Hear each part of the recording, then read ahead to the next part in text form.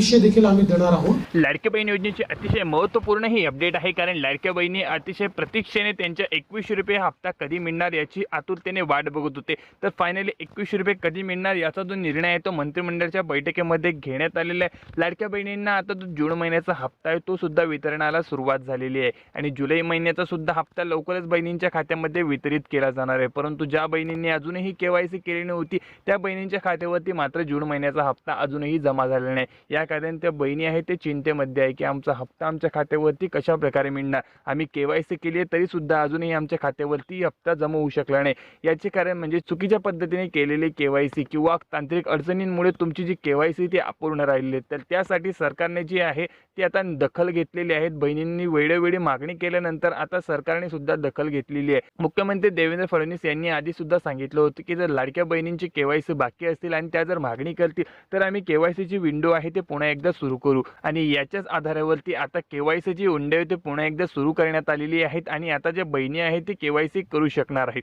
31 जुलैपर्यंत जी केवायसीची विंडो आहे ती सुरू असणार आहे आणि त्यामुळे तुम्ही जी केवायसी आता ते करू शकणार आहे। केवायसी केल्यानंतर ज्या बहिणींचे मागचे हप्ते राहिलेले होते सर्व हप्ते सुद्धा मिळणार आहे। परंतु 2100 रुपयाचा हप्ता करण्यासाठी ज्या बहिणींनी केवायसी केली आणि ते केवायसी मध्ये पात्र ठरणार आहे त्याच बहिणींना 2100 रुपयाचा जो हप्ता आहे तो सुद्धा वितरित केला जाणार आहे। सरकारने आधीच सांगितलं होतं की लाडक्या बहिणींना केवायसी करणं कंपल्सरी आहे। ज्या बहिणींनी केवायसी करणार नाही त्यांना लाभ हा मिळणार नाही। तर 60 लाखांचा जो आकडा आहे तो ज्या बहिणींनी केवायसी केली नाही त्या बहिणींचा आहे। ज्या बहिणी केवायसी करतील त्याच आता योजनेत पात्र ठरतील आणि त्यांना आता हप्ता मिळणार आहे।